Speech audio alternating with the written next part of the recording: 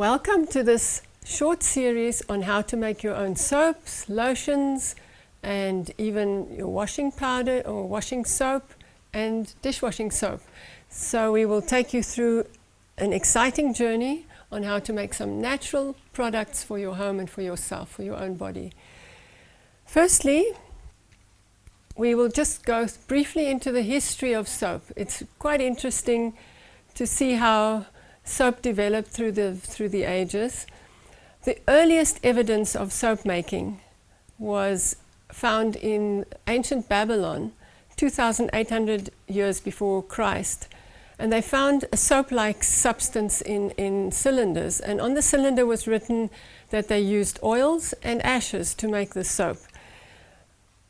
Although soap must have existed before that, but this is the earliest evidence we have. Originally, this soap was used only to clean wool so that they could do weaving, and not for personal hygiene, not for using on the body. Moses spoke about the laws of hygiene in 1450 BC, and if you think of it, it was probably the first time that the Israelites heard about laws of health and laws of hygiene. The biblical accounts suggest that the Israelites produced some form of soap. If you look at Jeremiah 2 verse 22, it says, "Wash thee with lye or niter," and niter is salpeter, "and take thee much soap."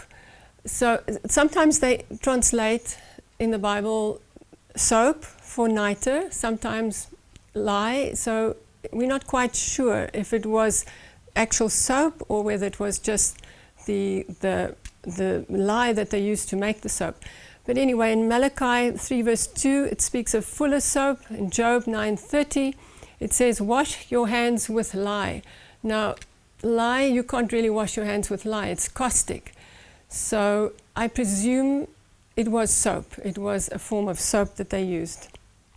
And they used it for personal hygiene, not like the other nations that used it for cleaning wool and cleaning garments. The early Greeks apparently did not use soap, but washed their bodies with sand and ashes and oil. What they did was they mixed sand and ashes, put it all over the body, and then scraped it off with a scraper it's like exfoliating. And then they would apply the oil again, and then once they get all dirty again, they'll start the process over and scrape it all off. The Ebers papyrus in Egypt, 1550 BC, reveals that ancient Egyptians combined both animal and vegetable oils with alkaline salts to produce a soap-like substance. They used this mixture to treat sores, skin diseases, as well as washing garments, but not for personal hygiene. The Phoenicians made soap from goat's tallow and wood ashes in 600 BC. And the early Romans, you don't want to know what they did. They had buckets on the streets, and they would provide these buckets for people to urinate in. And then they would take the urine and take it to a factory and let it ferment and let it decompose. As it decomposed, it became ammonia, and the ammonia was what cleaned the garments. But I hope they didn't use it for personal hygiene. So that's how they cleaned their clothes. The early Romans made cleansing agents from decomposed urine. Later they used ashes and goat's tallow. Tallow is the fat of the goat, to cleanse fabrics. Using soap for personal hygiene is not found in Roman history. The Celts made their soap from animal fat and plant ashes, and they named their product sapo, from which the word soap is derived, probably originally from the Latin word sebum. Sebum is the excretion of oils on your skin and in your scalp, which means fat or tallow.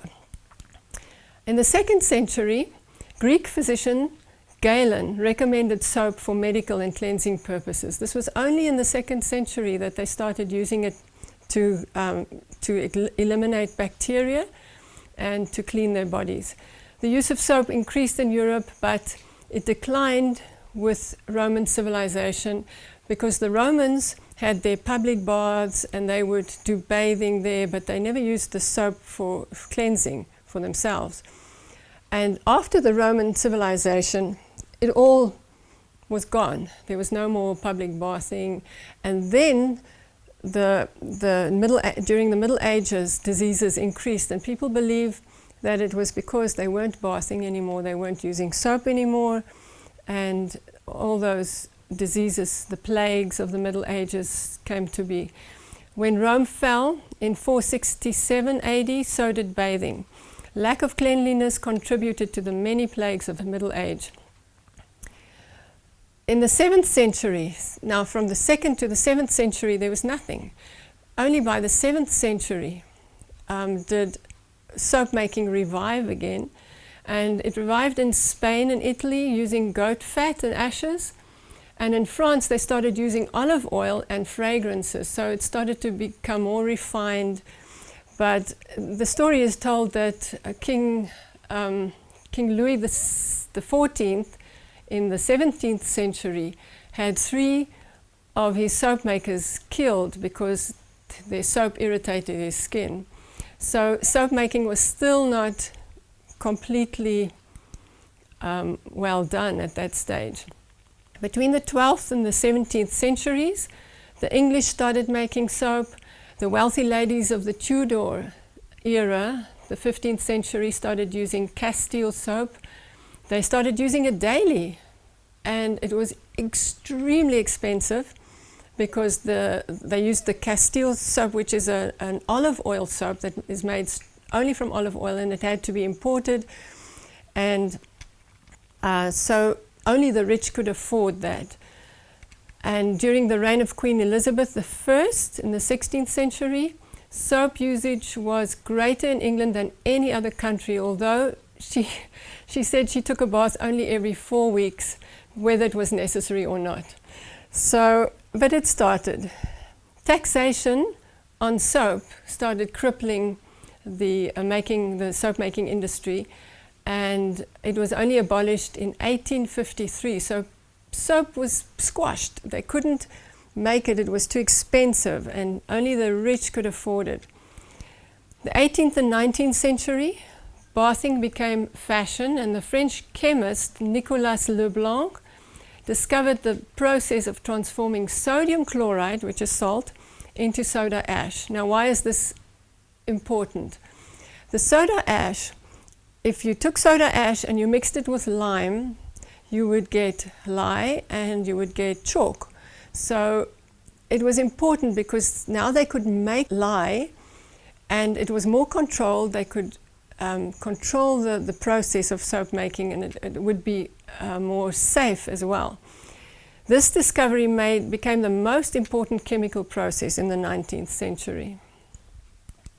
In the 19th century, Louis Pasteur also discovered that personal hygiene helps to prevent the spread of disease, which increased the demand for soap. So from the 19th century onwards, people started using soap again, and they understood the reason why they had to use soap: to destroy bacteria and to keep the body clean from disease. Now, what is soap? How does it work? How does it come by? How do you produce it? Now, soap is made by combining fats and lye. Now, the fats and the lye, when they combine completely, and it's a perfect combination, there will be no more lye in the product. It will not be caustic, and it will be a foaming agent. And it will be, how it works is that the soap molecule has 2 arms. The one arm is a hydrophilic arm, which attracts water. The other arm is a hydrophobic arm, which repels water. So the one that repels the water, the hydrophobic arm, will bind with the dirt. It will bind with oils and grime and dirt, and with washing, if you add more water, it will wash it away. And it actually spreads the water more evenly over the garment or the thing that you want to clean. So if you didn't have soap, you could not cover a whole garment, for instance, and remove all the dirt. You'll have to go spot by spot. So it actually changes the surface tension so that, and that's where the word surfactant comes from. It's a surface active agent. It's a surfactant, so it changes the surface tension, and in that way the soap can work. So soap is made by combining fats and oils. We've said that already. You get two kinds of lye. You get sodium hydroxide, and then you get potassium hydroxide. Sodium hydroxide makes a solid bar of soap, and potassium hydroxide makes fluid soap. The potassium hydroxide you get from the ashes of a fire, just wood ashes. But the sodium hydroxide you get from, they manufacture it, and you'll get a solid bar. Otherwise it's a soft bar. Now lye is caustic. It's about a pH of 14, which is very, very high pH. And we have to take care. If we work with lye, it is important to go through all the safety rules because it is caustic. Okay, so when it works with when you combine the lye and the oil, you will what happens is the lye will split the oil into fatty acids and glycerine. So that's why you get good glycerine. If you have a good soap, you'll have lots of glycerine. Now, glycerine is an amazing thing. It's a humectant, which means it attracts and keeps moisture. It keeps the water out of the air, and it'll keep your body hydrated. So you need the glycerine in your soap, and also in your oils. When you make a lotion, you need that humectant to keep the moisture. Now, in the old days, lye was made by leaching. The strong solution of lye was leached out of the ashes. What they would do is they would put a barrel on a table, and they would layer the barrel with gravel and then straw, and then the ashes, quite a lot of ashes, and then fill it up with water.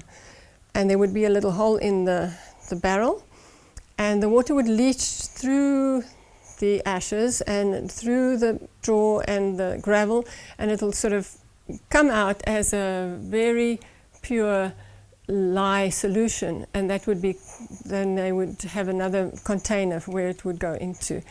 Now this method was unfortunately not very consistent. You didn't know if you used a different kind of wood, the lye would be either stronger or weaker, so it wasn't very consistent. That's why they started to make a chemical lye, so that it would be more consistent. The only way that you could, in the old days, know whether the lye was right or not was to put an egg or a potato in the solution and see whether it floats. But still, that wasn't good enough.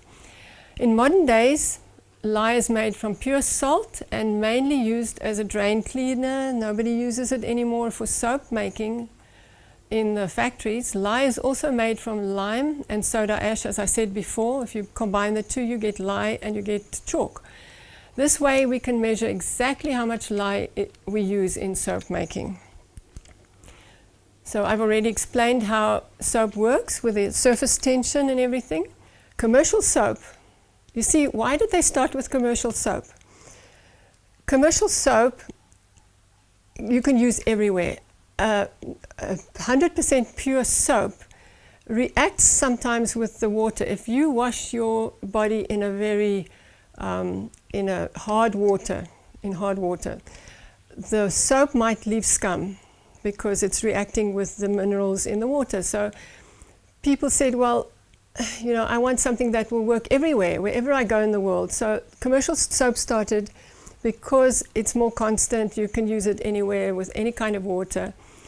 But the problem is, if you have commercial soap, there are so many bad chemicals that they add into the soap to make it soap.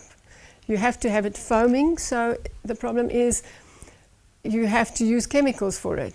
So during the World War I, commercial soap as we know it today came into existence. The injuries of war brought an increased need for cleaning agents, but ingredients needed to make soap were were scarce. So German scientists created a new form of soap, which they call detergent, basically. So basically the soaps that we get now are detergents made from synthetic compounds. Most commercial soaps available today are actually detergents. If you see 100% soap on the label, that's fine, that's 100% soap. But if it says something like body bar or luxury bar or something like that, by law they're not allowed to call it soap, so they will call it something like a luxury bar. Then you know it is a chemical soap, not a real soap. Commercial soap makers now, they realize that glycerine is a very good product to have. So what they do is they take from the soap, they take out the glycerine, which is the protection in your soap, and they sell it to the cosmetic world or wherever it's necessary. So you've lost your glycerine as well. And antibacterial washes. You know, consumers think that antibacterial washes are more effective at preventing the spread of germs, but we have no scientific evidence that they are any better than plain soap and water. In fact, some data suggests that antibacterial ingredients may do more harm than good over the long term. This is Dr. Janet Woodcock, the director of the FDA's Center for Drug Evaluation and Research. So they've done research, and all these antibacterial solutions actually do more harm. Okay, so what do we need to make soap? I'm going to show you now what we need. Obviously we need oils, and I have an assortment of oils here that I use as my basic oils. Obviously you can have luxury oils as well, but these are just the basics. And avocado is a very nice oil to use. Castor oil, coconut oil, olive oil, palm oil. You have to have hard oils, and I'll explain that later when we make soap. You need hard oils and you need soft oils in your recipe, but many soaps are made just from soft oils. But the problem is they take so much longer to cure. So you will have, let's say you make a Castile soap, which is 100% olive oil. That soap will take 6 months to cure before you can use it. And nobody has that much time. Aleppo. I don't know if you know about Aleppo, where they ruined the city. The city was bombed during the war. Aleppo made world famous Castile soaps, beautiful soaps. Right, so the oils, you need oils, and then you need lye. Now remember, lye is caustic. When you handle lye, you need to use gloves. This lye is in flakes. Some of them are in powder form. So that's the lye that we will be using. And we also need, obviously, water. We use distilled water because we don't want any minerals in the water to interfere with the soap making. And you can use essential oils to make them smell good. And then you need some utensils. You obviously need a good thermometer. And you're going to, the other one that I have here is a normal one that you use for cooking, but it works well. I use this one in my lye and that one in my oils. And then you have to have a very safe, heat-resistant a container for the lye, because the lye heats up. As soon as you add water to the lye, it's going to heat up, and it's going to even produce gas. What is good to have at hand is some vinegar. So if you have some vinegar at hand, keep it close by. If you have a big spill, neutralize it quickly with your vinegar, and then your problem is solved. And then I have a container where I put the cold water in so that I can cool down the lye. You need a pot or another one of these if you have, but I like a pot. You need a pot to put your oils in and to melt the oils on the stove. And then you need a stick blender. Stick blender is going to be the one thing that will make your soap happen very quickly. Without the stick blender, you will be stirring for a long time. But the stick blender is amazing. Then we need a mold, obviously. Once you've made your soap, you're going to need some mold. We have different kinds of molds. The silicone molds are the best, otherwise you struggle to get the soap out, and silicone just works so much better. And then safety measures. You're going to need some goggles, right, to protect your eyes. You can even wear these over your glasses. If you wear glasses, you can put this over your glasses and that'll protect your glasses. You need some form of apron.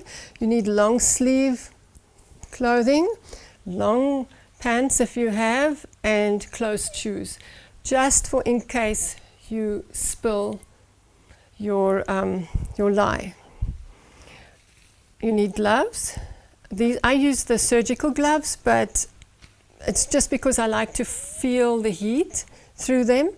But the more safe one would be a stronger one. And of course, the most important thing here is your scale. You need a good digital scale that will go to the finest amount. This one is in ounces and in grams. If you want to go really fine, you use the grams. Ounces, I like to use ounces, but grams are just fine. When we come back, we will be making this soap, ivory soap. It's a beautiful soap, easy to make, not much complication in it, just the plain oil, lye, and maybe an essential oil with it. And yes, so we'll see you again.